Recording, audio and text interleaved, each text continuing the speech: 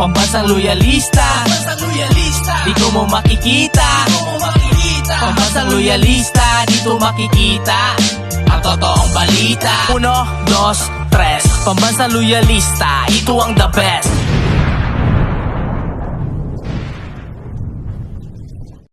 Masayang araw po mga ka-PL.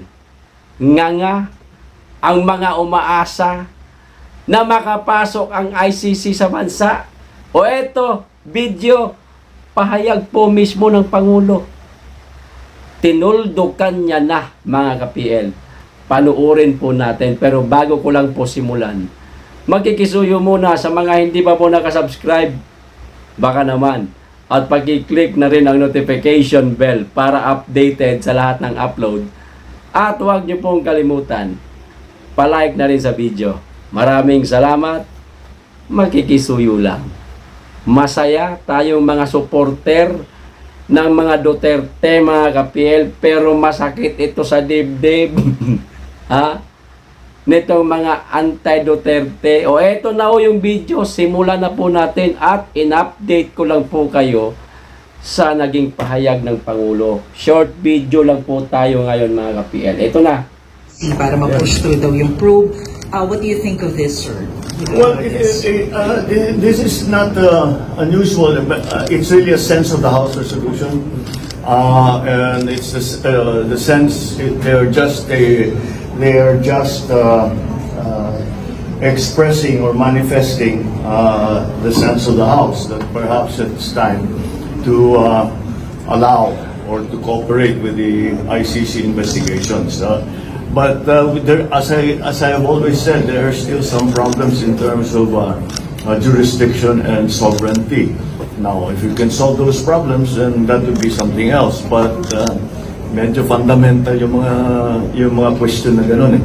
Because if you're talking about the sovereign jurisdiction of the ICC, especially since we have withdrawn from the Rome Statutes a few years back, that brings into question whether or not this is actually possible. There is also a question, should we return under the fold of the ICC? So that's again under study. So we'll just keep looking at it and see what our options are.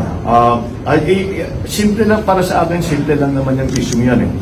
Hindi naman siguro tama na ang mga tigalabas, mga dayuhan, ang magsasabi sa atin kung sino iimbestigahan ng pulis natin, sino ang arestuhin ng pulis natin, sino ang ikukulong ng pulis natin.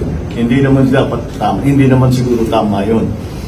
Dapat Pilipino lang ang gumagawa niyan. May pulis naman tayo, may NBI naman tayo, may DOJ tayo. Kaya nila yung trabaho niyan. And that's really where the conflict is. Thank you, sir. Alright? Yes. O ayun na nga mga ka-PL. Sa hinaba-haba ng pila, sanga nga ang napunta. Kahit pa maghain kayo ng 100 resolusyon, nga ang patutunguhan.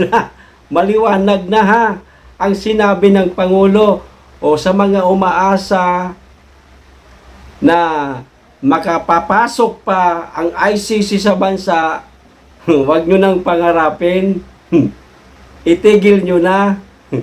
Walang mangyayaring investigasyon sa dating Pangulo mula sa ICC, kundi mismong ating justice system ang gagawa.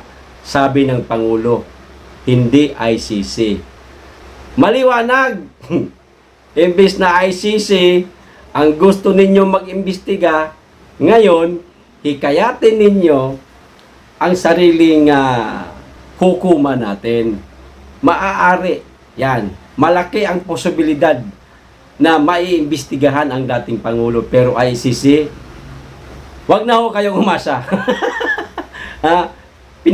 Tinuldukan na ng Pangulo.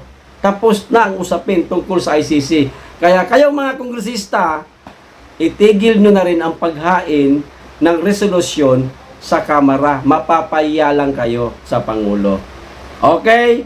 Maliwanag ang video, hindi naman siguro kayo mga tanga. Maliban na lang kung nagtatanga-tangahan pa rin kayo o nagbobobobohan pa rin kayo o baka naman bobo talaga kayo. Hindi kayo makaintindi. Ayos! Mga ka-PL, o yan lang, in-update ko lang po kayo. Maliwanag ang sabi ni Pangulo. Para sa akin, hindi naman siguro tama na yung mga taga-ibang bansa o yung dayuhan ang mag-imbestiga. Meron naman tayong NBI. Ha? Meron naman tayong DOJ. Sila ang may karapatan. Pilipino lang di umano ang maaaring mag-imbestiga sa di umano yung naging biktima ng drug on war di umano ni dating Pangulo at hindi ang dayuhan. Ayos! Masayang araw ba talaga? Abay, oo, masayang araw. PL. Kasi supporter tayo ng mga Duterte. Okay, hanggang dito lang po. Maraming salamat. Mag-iingat kayo lagi. Be blessed.